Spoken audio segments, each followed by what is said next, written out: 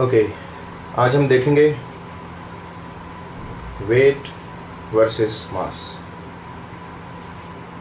ये बहुत common question की टाइप है जो यूजुअली वनडे एग्जाम्स में आती रहती है। सबसे कॉमन क्वेश्चन इसमें आता है एक लिफ्ट का, कि कोई आदमी लिफ्ट में अगर बैठा है और लिफ्ट अगर ऊपर जा रही है नीचे जा रही है तो कैसे वेट चेंज होगा। तो अक्सर इसको स्टूडेंट्स गलत करते हैं, कई बार यहाँ तक कि टीचर्स भी इसको गलत कर जाते हैं। मैंने कई जगह टीचर्स को ये गलत पढ़ाते हुए देखा है यूट्यूब पे क्लासेस में। तो यहाँ पे इसको मैं थोड़ा सा अच्छे से क्लियर कर रहा हूँ for students as well as teachers alike. सबसे पहले तो वेट और मास में डिफरेंस समझ लेते हैं।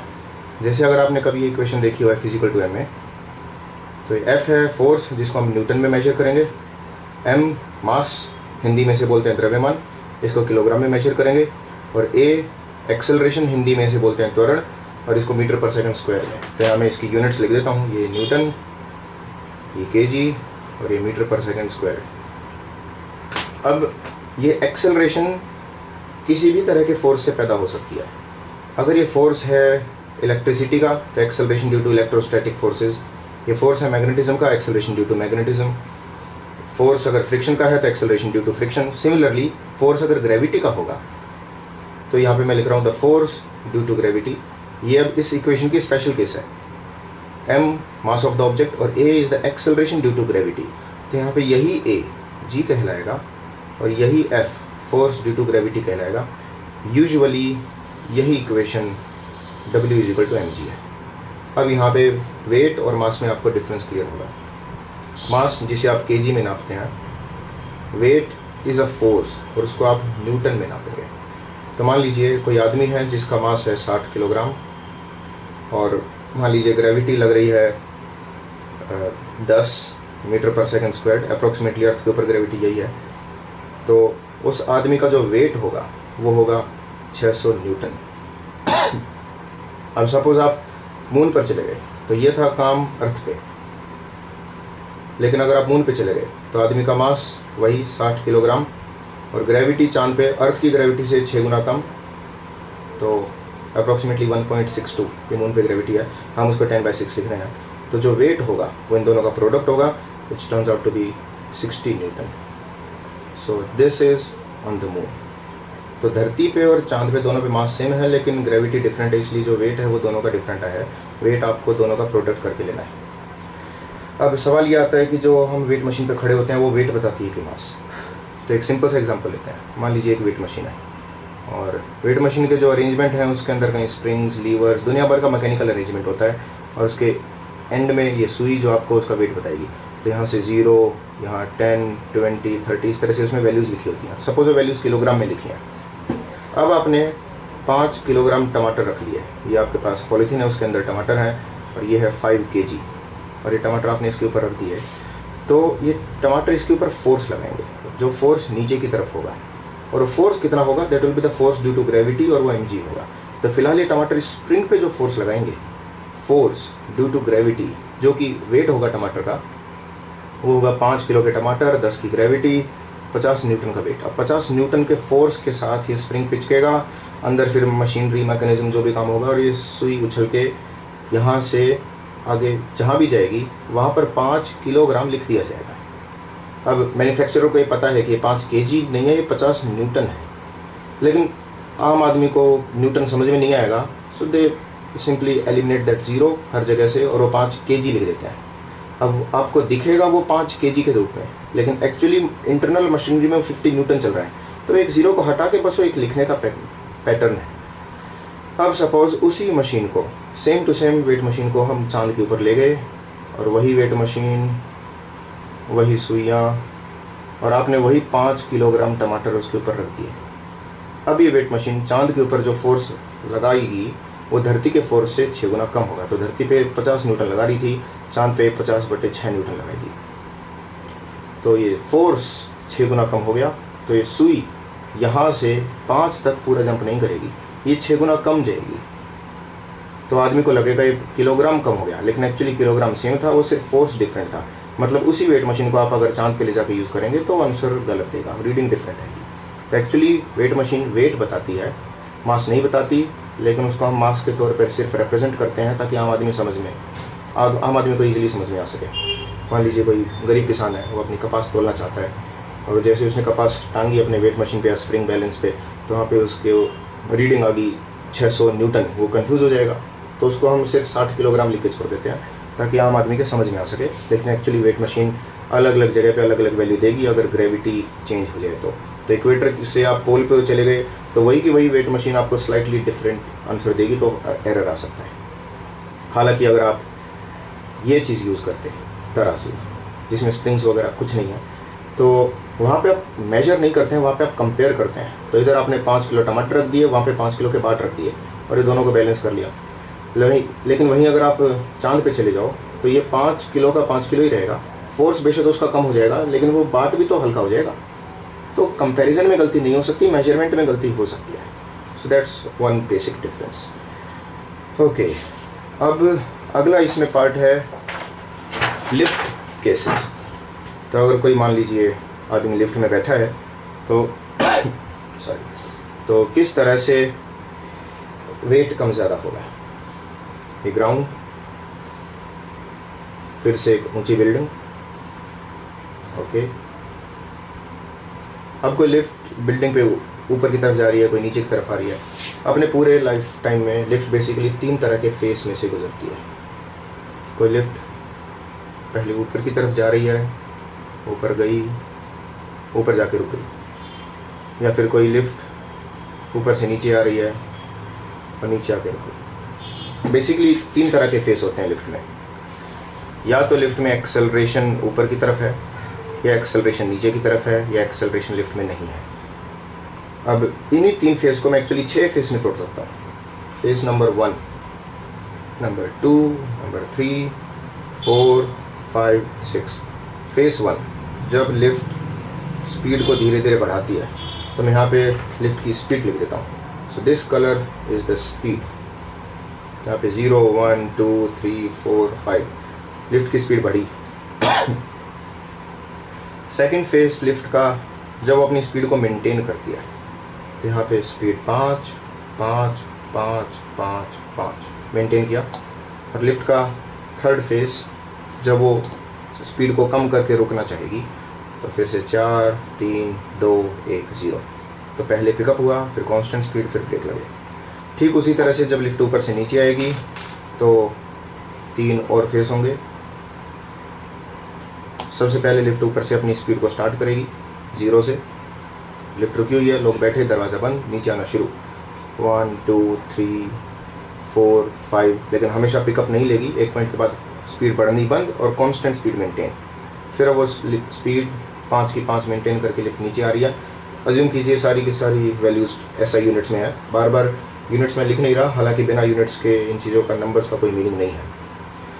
अब धीरे धीरे लिफ्ट अपने स्पीड को कम करेगी। 4, 3, 2, 1, 0। लिफ्ट रुकी, लोग बाहर। ये 6 अलग अलग फेस हो गए। ओके, अब मैं आपको एक छोटा सा रूल और सिखा रहा हूँ। यहाँ पे मैं एक्सेलरेशन को रेड में शो करूँगा।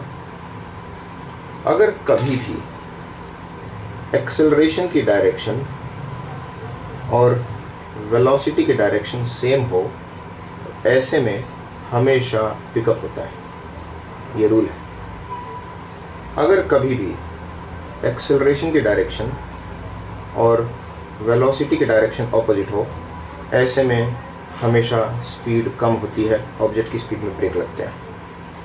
लेकिन अगर मान लीजिए एक्सेलरेशन 0 हो, जबकि वेलोसिटी चाहे किसी भी डायरेक्शन में हो, ऐसे में ऑब्जेक्ट हमेशा सेम स्पीड से चलेगा, वो अपनी कांस्टेंट स्पीड मेंटेन करेगा। हालांकि एक और बात भी है, अगर एक्सेलरेशन 0 होगी तो स्ट्रेट लाइन में भी चलेगा। तो same speed and straight line, ये 2 कंडीशंस हैं। मुझे प्लस की बजाय मल्टीप्लाई लिखना चाहिए था, बट एनीवेज, तो सेम स्पीड और स्ट्रेट लाइन में जाएगा। अब इसके अलावा कुछ और कॉम्प्लिकेटेड सीन भी हो सकते हैं, जैसे मान लीजिए वेलोसिटी इस डायरेक्शन में हो और एक्सेलरेशन इस डायरेक्शन में हो और उनके बीच में कोई एंगल थीटा हो, लेकिन वो कॉम्प्लिकेटेड केसेस लिफ्ट के लाइफ में नहीं आएंगे, वो और अलग चीज़ें हैं। उस टाइम पे डायरेक्शन भी चेंज होती है और स्पीड बढ़ भी सकती है, घट भी सकती है। फिलहाल हम इस तरह के कॉम्प्लिकेटेड केसेस को कवर नहीं करेंगे। हम मान रहे हैं कि एक्सेलरेशन और वेलोसिटी एक ही लाइन में होंगे, या तो पैरेलल या एंटी पैरेलल। तो ये पैरेलल का केस है, एंटी पैरेलल का, या फिर एक्सेलरेशन है ही नहीं। सिर्फ हम यही 3 केस देखेंगे। वो बीच में एंगल वाला केस लिफ्ट में कभी नहीं आता, ना उससे रिलेटेड कभी पेपर में कोई क्वेश्चन बनता है। तो अब ये जो 6 केस बन गए, इन सभी को मैं एक बार रिप्रेजेंट कर रहा हूँ टेबल में। ओके, यहाँ पे मैं 6 अलग अलग केस बनाऊंगा। स्पीड को मैं डायरेक्शन के साथ बना रहा हूँ कि वो किस तरफ जा रही है। लिफ्ट अगर ऊपर जा रही है तो वो अपवर्ड्स, नीचे आ रही है तो डाउनवर्ड्स, उसको हम बोलते हैं वेलोसिटी। तो फिलहाल मैं यहाँ पे लिख देता हूँ, या तो वेलोसिटी ऊपर है यानी लिफ्ट ऊपर जा रही है, या फिर वेलोसिटी नीचे है यानी लिफ्ट नीचे आ रही है। तो वेलोसिटी ऊपर में 1 2 3 आएंगे और नीचे की तरफ 4 5 6 में से कुछ वैल्यूज आएंगी। दूसरी चीज़ है एक्सेलरेशन। एक्सेलरेशन की भी अपनी एक डायरेक्शन होती है। जिस तरह से वेलोसिटी एक वेक्टर क्वांटिटी है, ठीक उसी तरह से एक्सेलरेशन भी एक वेक्टर क्वांटिटी है। तो डायरेक्शन होगी या तो एक्सेलरेशन ऊपर की तरफ है, या एक्सेलरेशन नीचे की तरफ है, या एक्सेलरेशन 0 है। तो मैं इनको नंबर्स देना शुरू कर रहा हूँ। वेलोसिटी ऊपर हो इसका मतलब लिफ्ट ऊपर जा रही है। एक्सेलरेशन ऊपर हो इसका मतलब वेलोसिटी और एक्सेलरेशन सेम डायरेक्शन में हो गई। मैं इस डब्बे की बात कर रहा हूँ, इस डब्बे में वेलोसिटी भी अप है और एक्सेलरेशन भी अप, इसका मतलब सेम डायरेक्शन होती है तो पिकअप होता है। तो ऊपर जाती हुई लिफ्ट में पिकअप कब हो रहा है, ये कंडीशन नंबर 1 है। ऐसे ये है कंडीशन नंबर 2। इसका मतलब वेलोसिटी तो ऊपर की तरफ है लेकिन एक्सेलरेशन नहीं है, और अगर एक्सेलरेशन नहीं होगी तो सेम स्पीड से जाएगी। कंडीशन नंबर 2 में वो ऊपर जा रही है लेकिन सेम स्पीड से। ये कंडीशन नंबर 3, ये 4, ये 5, ये 6। 3 समझते हैं। वेलोसिटी है अप, एक्सेलरेशन है डाउन, मतलब लिफ्ट जा रही है ऊपर लेकिन एक्सेलरेशन है उसके ऑपोजिट। तो ऊपर जाती हुई लिफ्ट में ब्रेक लग रहे हैं। वेलोसिटी और एक्सेलरेशन अगर ऑपोजिट होंगे तो ब्रेक लगेंगे। तो कंडीशन नंबर 3 में स्पीड कम हुई। 4 में एक्सेलरेशन डाउन, वेलोसिटी भी डाउन, मतलब दोनों के दोनों सेम डायरेक्शन में है। सेम डायरेक्शन होगी, पिकअप होगा, यानी नीचे आती हुई लिफ्ट में पिकअप हो रहा है। Condition number 4। 5 में नीचे आती हुई लिफ्ट में स्पीड कांस्टेंट, और 6 में नीचे आती हुई लिफ्ट में ब्रेक लग रहे हैं, मतलब वेलोसिटी है डाउन, एक्सेलरेशन है अप। याद रखें, वेलोसिटी हमेशा आपको ये बताती है कि लिफ्ट किस दिशा में जा रही है। तो 1 2 और 3 तीनों में वेलोसिटी ऊपर है क्योंकि लिफ्ट ऊपर जा रही है। 4 5 और 6 इन तीनों में वेलोसिटी डाउन है क्योंकि लिफ्ट नीचे आ रही है। वेलोसिटी की डायरेक्शन आपको सिर्फ ये बता सकती है कि लिफ्ट किधर गई, लेकिन एक्सेलरेशन वेलोसिटी के साथ मिलकर आपको ये बता सकता है कि पिकअप हुआ कि ब्रेक। केस नंबर 1 में वेलोसिटी अप, एक्सेलरेशन भी अप, सेम डायरेक्शन, तभी पिकअप हुआ। सेकंड में वेलोसिटी अप लेकिन एक्सेलरेशन 0। थर्ड में वेलोसिटी अप है लेकिन एक्सेलरेशन डाउन है, तभी ब्रेक लगे। ऑपोजिट है, ब्रेक लगेंगे। फोर्थ में एक्सेलरेशन डाउन, पिकअप होगा। फिफ्थ में एक्सेलरेशन 0, नीचे जा रही है कांस्टेंट स्पीड से। सिक्स्थ में एक्सेलरेशन अप, इसका मतलब दोनों ऑपोजिट हैं, ब्रेक लगेंगे नीचे आती हुई लिफ्ट में। वेलोसिटी बताती है लिफ्ट किधर जाएगी, एक्सेलरेशन बताता है कि अब उसमें पिकअप होगा कि ब्रेक लगेगा, डिपेंडिंग कि वो वेलोसिटी के पैरेलल है कि एंटी पैरेलल। तो ये 6 केस हमारे कंप्लीट हो गए। अब मैं आपको रूल बता रहा हूँ। वेट नॉर्मली ऑब्जेक्ट में होता है mg, अगर उसमें किसी भी तरह की एक्सेलरेशन नहीं है तो condition if acceleration is equal to 0, weight होगा mg प्लस ma। उस mg में कुछ ना कुछ जुड़ जाएगा। यहाँ पे जैसे अपने एग्जांपल में ये 600 न्यूटन का आदमी था, इस केस में वो 600 प्लस समथिंग, कुछ ना कुछ वैल्यू उसमें जुड़ेगी। mg प्लस ma होगा अगर एक्सेलरेशन ऊपर की तरफ है। वहीं वेट होगा mg माइनस ma, यानी आपके उस 600 में से कुछ ना कुछ घटेगा अगर एक्सेलरेशन है नीचे की तरफ। अब बहुत सारे स्टूडेंट्स यहाँ पे कंफ्यूज हो जाते हैं, वो सोचते हैं इस एरो का मतलब कि एक्सेलरेशन बढ़ रही है और एक्सेलरेशन घट रही है। ये बढ़ना घटना नहीं है, एक्सेलरेशन की वैल्यू कांस्टेंट है, एक्सेलरेशन ना बढ़ेगी ना घटेगी। मान लीजिए यहाँ पे एक्सेलरेशन की वैल्यू 5 है, वो 5 से 6 नहीं बन रही, 5 की 5 है। इस एरो का मतलब है कि वो छत की तरफ है, ये वैल्यू अप नहीं हो रही है, वो उसकी डायरेक्शन अप डाउन है। यहाँ पे मान लीजिए एक्सेलरेशन सपोज 5 है तो वो 5 नीचे की तरफ है, ना कि वो वैल्यू 5 4 3 घट रही हो। ये अप डाउन एरो की डायरेक्शन वैल्यू को कम ज़्यादा नहीं बता रहे हैं, ये आपको बस ये बता रहे हैं कि वो छत की तरफ है कि ज़मीन की तरफ है। ओके, तो इस एरो का इस न्यूमेरिकल वैल्यू से रिलेशन मत समझना। या आपको सिर्फ एक्सेलरेशन की डायरेक्शन बताएगा। ओके अब हमारे पास एक बेसिक सा फॉर्मूला तैयार हो गया। अब इन स्पेसिफिक एग्जांपल्स में जहाँ पे एक्सेलरेशन 5 है और हमारे उस आदमी का मास है 60 किलोग्राम और ग्रेविटी की वैल्यू हमने ले रखी है 10 मीटर पर सेकंड स्क्वायर्ड, और इन केसेस में यहाँ पे एग्जांपल में एक्सेलरेशन है 0, दोबारा लिख देता हूँ, कोई डायरेक्शन नहीं, यहाँ एक्सेलरेशन 5 ऊपर की तरफ, यहाँ एक्सेलरेशन 5 नीचे की तरफ। तो अपने यहाँ पे जो आंसर्स होंगे वो 600 में 300 जुड़ेगा, 600 में से 300 घटेगा, तो अपना जो नेट फोर्स बनेगा, यहाँ पे 600 न्यूटन आदमी का वेट है, यहाँ पे 300 न्यूटन आदमी का वेट है, 900, और इस केस में 300 आदमी का वेट है। तो यहाँ वेट नॉर्मल, यहाँ वेट बढ़ेगा, यहाँ घटेगा। रूल बस यही है, एक्सेलरेशन अप है कि डाउन वही बताएगा वेट बढ़ना है कि घटना है। वेलोसिटी अप है कि डाउन वो मैटर नहीं कर रहा है। तो इन दोनों कंडीशंस में 1 और 6 में एक्सेलरेशन अप है तो यहाँ पे mg प्लस ma होगा। इन दोनों कंडीशंस में 3 और 4 में एक्सेलरेशन डाउन है तो mg माइनस ma होगा, जबकि बीच की दो कंडीशंस 2 और 5 यहाँ पे सिर्फ mg ही आपका वेट होगा। अब ध्यान दें 1 और 6 इन दोनों में कंट्रास्टिंग डिफरेंस ये है, 1 में लिफ्ट जा रही है ऊपर, 6 में लिफ्ट आ रही है नीचे, लेकिन उसके बावजूद दोनों में वेट नॉर्मल से ज़्यादा है। ऐसे ही 3 और 4 को देखो, 3 में लिफ्ट जा रही है ऊपर, 4 में लिफ्ट आ रही है नीचे, लेकिन उसके बावजूद दोनों में ही वेट नॉर्मल से कम है। 2 में लिफ्ट जा रही है ऊपर, 5 में लिफ्ट आ रही है नीचे, लेकिन इन दोनों में वेट नॉर्मल है, जितना भी ओरिजिनली था 600। तो वेट बढ़ेगा या घटेगा या सेम रहेगा, ये इस बात पे बिल्कुल भी डिपेंड नहीं करता कि लिफ्ट ऊपर जा रही है कि नीचे।